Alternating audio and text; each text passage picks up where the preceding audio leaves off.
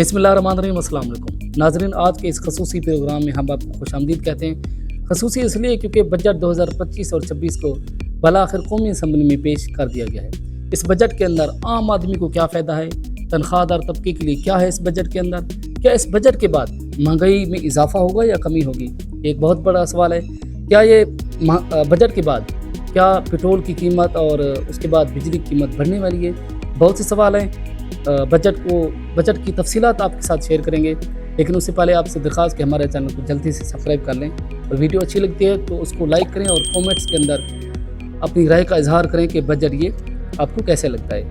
तो जनाब, सबसे पहले ये कि कल कौमी असम्बली का इजलास हुआ, वहाँ पे वज़ीर ख़जाना औरंगज़ेब ने बजट पेश किया।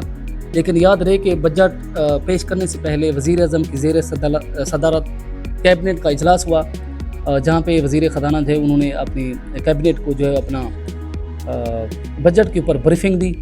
जनाब, ये बजट पेश किया गया, ये तकरीबन बजट है 17,600 अरब रुपए का वफाकी बजट जो कल कौमी असम्बली के अंदर पेश किया गया। तो इस बजट के अंदर पहले बात कर लेते हैं कि दिफाई बजट क्या रखा गया है। तो दिफा के लिए जनाब 20% इजाफा किया गया इस बजट के अंदर और 2,550 अरब रुपया रखा गया है दिफाई बजट के लिए इस बजट के अंदर। तो उसके साथ साथ टैक्स कलेक्शन की अगर बात करें तो इस बजट के अंदर 14,131 अरब रुपए FBR का जो टारगेट है टैक्स कलेक्शन का, वो इस बजट के अंदर रखा गया है। उसके साथ साथ जनाब पेट्रोलियम मसनूआत के ऊपर जो लेवी है पहले 78% थी, अब उसको बढ़ा के 100% कर दिया गया है। इसका मतलब पेट्रोल जो है वो मज़ीद बढ़ेगा, ये अवाम के लिए अच्छी खबर नहीं है।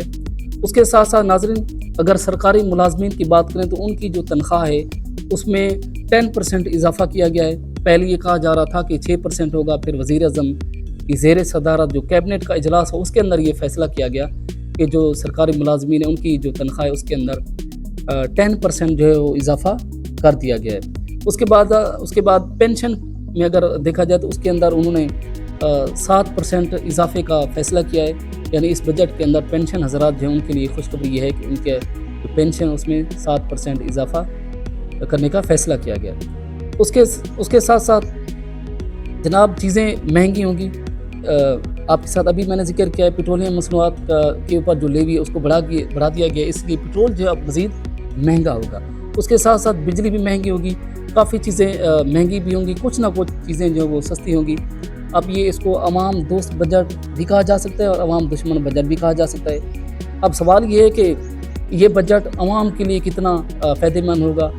तो जब ये एक बात ये है कि जब बजट कौमी असम्बली के अंदर पेश किया गया तो अपोजिशन की जानिब से बड़ा एहतजाज किया गया। पाकिस्तान तहरीक इंसाफ के जो रहनुमा उमर अयूब, उसने कहा कि ये जो बजट है ये अवाम दुश्मन है। उन्होंने इस बार जो एहतजाज किया वो अनोखा एहतजाज था। उन्होंने लेले वो जो इमरान खान ने शहबाज शरीफ के बारे में कहा है कि जो शहबाज शरीफ हैं वो लेले की तरह हैं, तो उन्होंने वो जो पोस्टर थे उसके ऊपर लेले की तस्वीर थी, उन्होंने जो बजट उसकी कापियाँ फाड़ी। ज़ाहिर हर अपोजिशन कौमी असम्बली या कोई भी ऐवान हो उसके अंदर प्रोटेस्ट जो हर जो अपोजिशन है वो करती रहती है। तो इस भरपूर एहतजाज के अंदर जो बजट है उसको पेश कर दिया गया है, बजट 2025 और 26। तो देखना ये कि बजट पेश तो कर दिया गया है। अब 13 जून को जो है इसकी दोबारा इजलास होगा कौमी असम्बली का और वहाँ पे इसके ऊपर बहस होगी।